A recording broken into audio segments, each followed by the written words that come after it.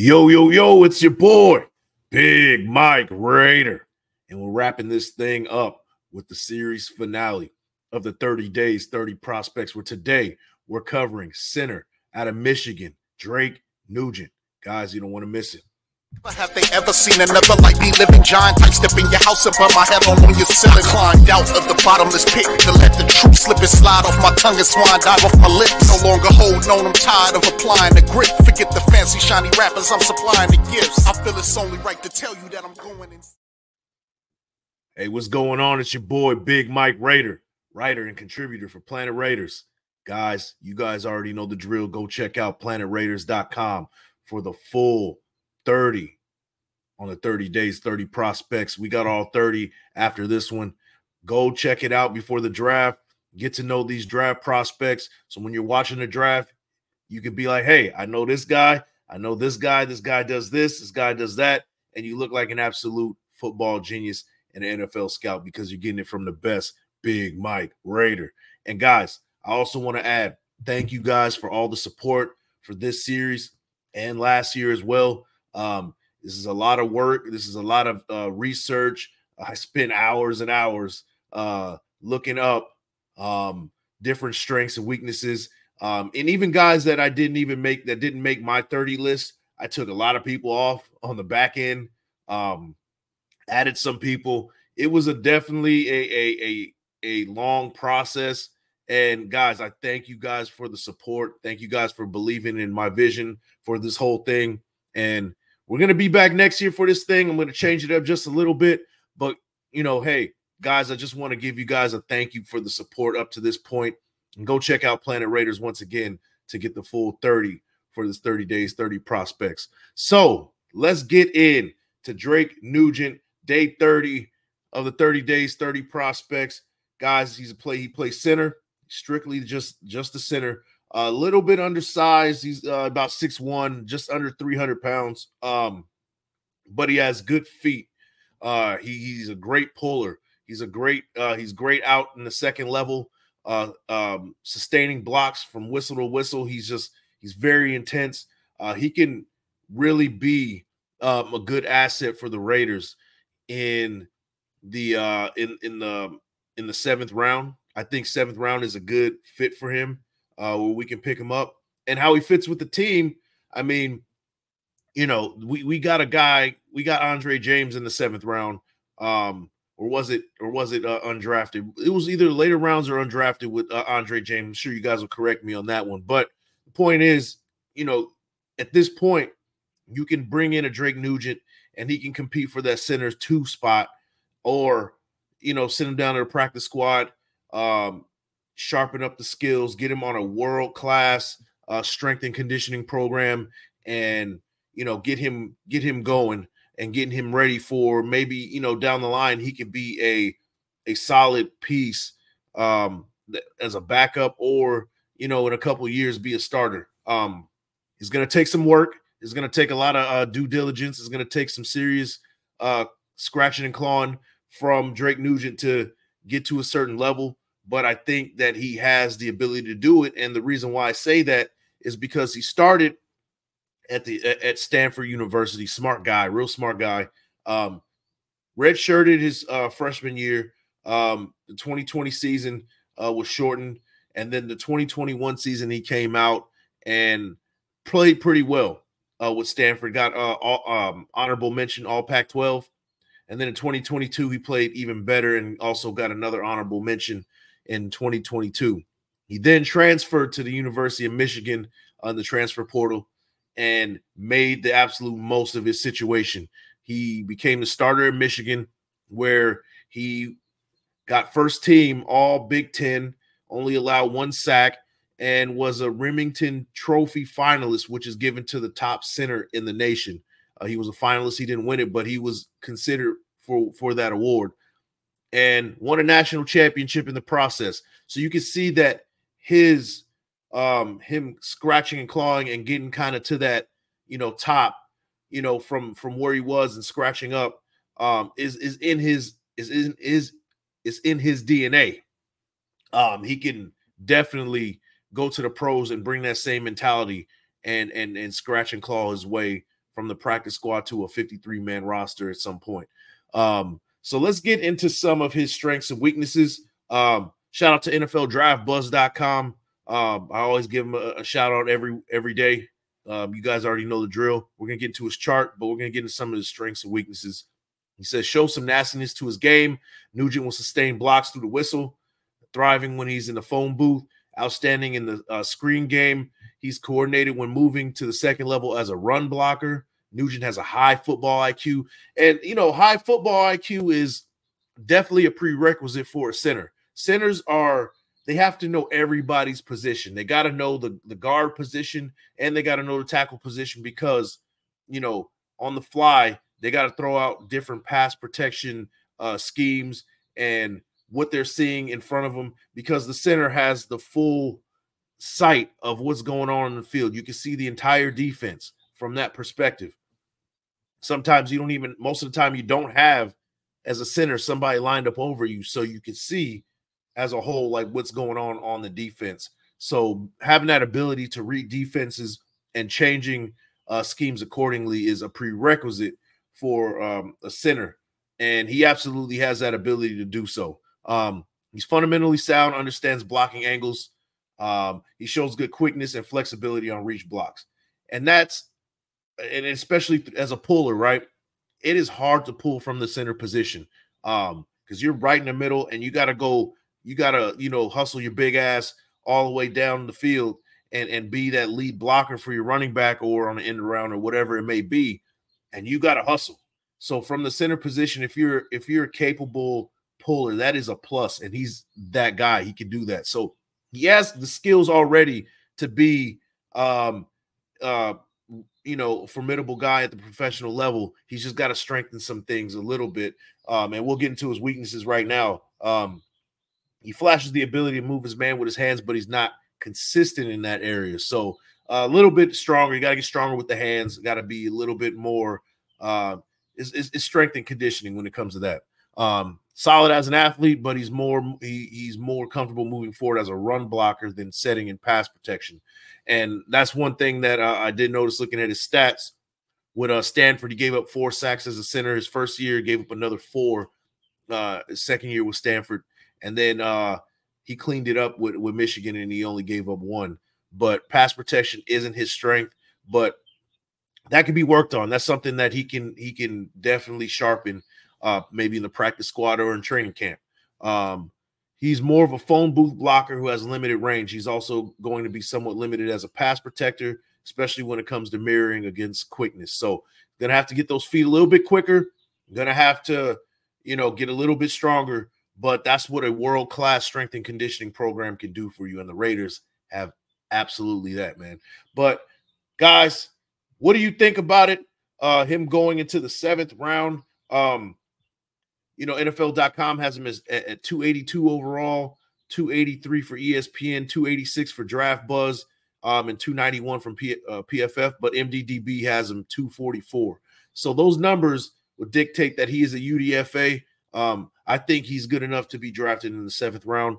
But you guys let me know how you feel about it. Drake Nugent, a 7th round pick in this year's draft, or possible UDFA selection after the draft. You guys let me know. And guys, without further ado, let's jump into this film breakdown.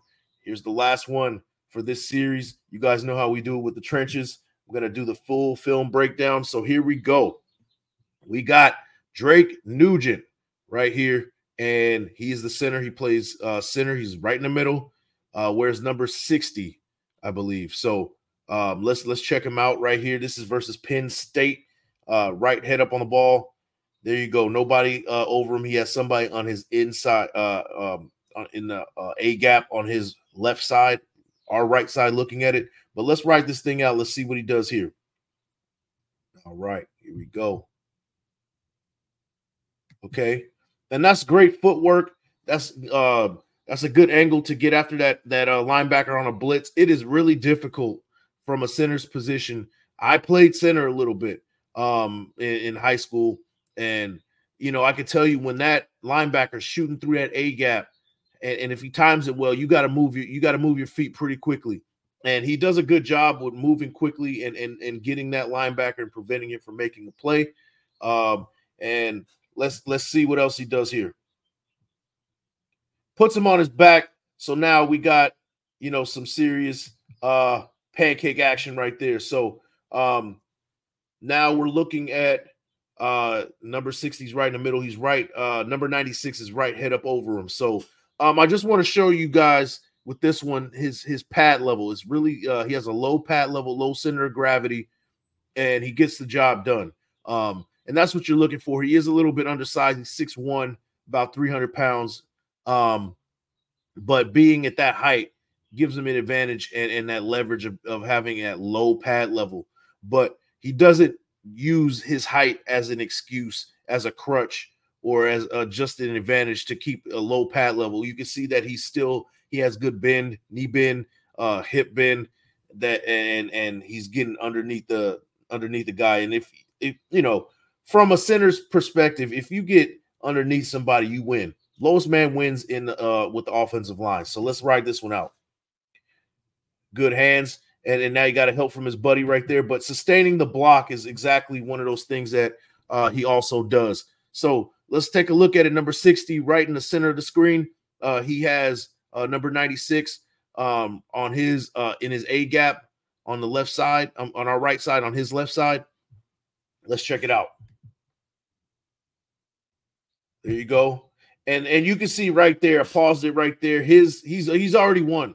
That he's about a good man, 7-8 inches lower than this man right now. That's excellent leverage. That's excellent pad level right there that you're looking for in your center for a blocker in general. And he's already won. That's already from the start. He's already won, and I'll let it ride out. He tries to retreat, go somewhere else, but he has nowhere to go but to put his paws up and try to block the ball. And excellent play, excellent rep for number 60. So now we're looking at number 60 right here, right in the center of the screen, right next to number 77 and 65, right in between those two. So here we go. Let's write it out. Right there, drag is due to the ground, and that's exactly what you want to see. The physicality from Nugent, he shows right here. Great physicality and just great effort right there. So there you go. That's what you're getting from Nugent right here. So let's see. Let's rewind that a little bit. I fast forwarded a little too much. Okay, here we go. All right, number 60 going downfield. And you see him sustaining the block on number 17. And he's showing good. He made a good angle. He's moving his feet. He's sustaining the block. Like I said, this guy is great from whistle to whistle. And there you go. That's a perfect example. He's on a linebacker right here, shuffling his feet and not allowing him to make a play. He is a key factor into this play becoming a big type of play. If he doesn't make this block right here, that linebacker is making a tackle for, you know, instead of a 10-yard gain, is going to be a long gain. So there you go. And continues right there. almost takes him to the sideline right there. So now we're looking at some of his stuff from the University of Stanford. Number 60, same deal, wears the same number, but this time he's going to be in a Stanford jersey in white and red. So here you go. We'll see it right here. You already see him. He's already making his position to take on number 95, who looks like he's still in a stance. So that's a red flag for number 95, but nonetheless, let's check it out right here. Sustains the block, good base right there. Continues the block and rides him down right there.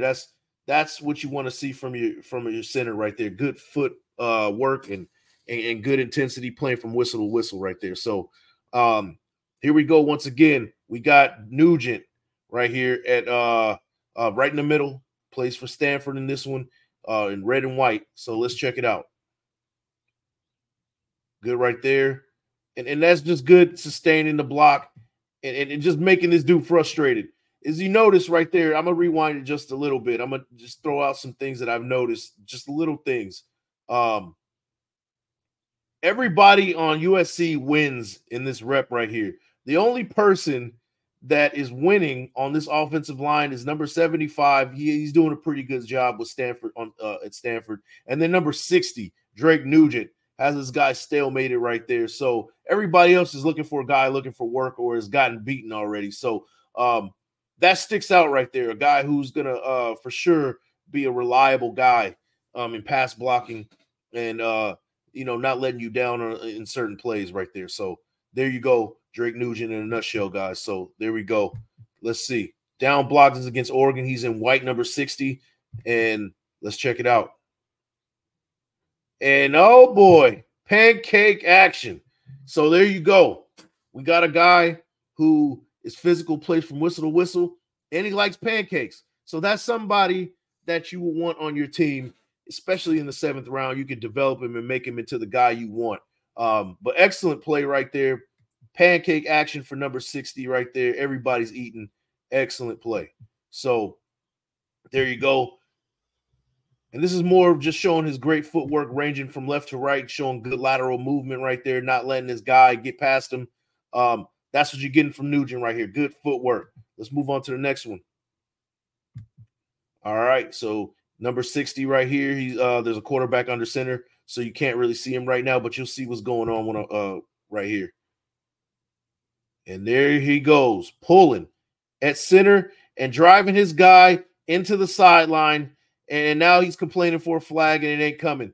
That is excellent right there. That's what you want to see from a center, a guy who is capable of pulling right after the snap. And he looked great doing it, showing good footwork, making a good angle on that blocker and sustaining the block when he gets there. So let's see the next one right here. He has a guy head up over him right now, and let's see what he does with it. There you go. Tries to make a move. He gets under his chest plate, and he drives him all the way down, man. That's excellent from Drake Nugent, guys. But, guys, that is Drake Nugent in a nutshell. Hey, I think that he's a good selection in the 7th round. Maybe UDFA, if the Raiders don't want to make that move in the 7th round, pick him up as a UDFA if he's still available when it's time for them to make selections. So what do you guys think about all of it? What do you think about Drake Nugent? Let me know in the comments. But, guys, that is it. We have just done 30 days and covered 30 prospects for the 2024 NFL Draft. Once again, guys, thank you for all the support. Thank you for the comments. I got to give a shout-out to the guys who've been in the comments from the beginning to the end. Was a Safe B Layer. He's been in the comments every time. GM Walt. I call him the GM. He's always giving me where he has guys projected, and he's working on a 7th-round mock draft. He covers it all from 1 to 250, whatever number it is. He does each player and each team. And, I got to give him a shout-out for always commenting and kind of matching up what he's looking at. California Dave Bigelow, thank you. You opened my eyes to Mason McCormick, and I think it was somebody else too. It was a couple of people that also did that. So got to thank you for that one. And who else? Carlos Enfuego. He's a guy who loves the trenches. Hopefully you like this one right here. Thank you for that one. And guys, if I missed anybody else, man, I apologize. I know there's plenty more, but those are guys that are sticking out in my head as we speak right now. But, guys, we have the NFL Draft tomorrow, and we're finally going to be able to see who's going to be the latest edition of the Las Vegas Raiders tomorrow. And, guys, you guys have a safe draft, have a fun draft, and I'll catch you on the other side of this one, guys. Peace. Have they ever seen another like me, living giant type, step in your house and put my head on your ceiling? Climbed out of the bottomless pit to let the truth slip and slide off my tongue and swine dive off my lips. No longer holding on, I'm tired of applying the grip. Forget the fancy shiny rappers I'm supplying.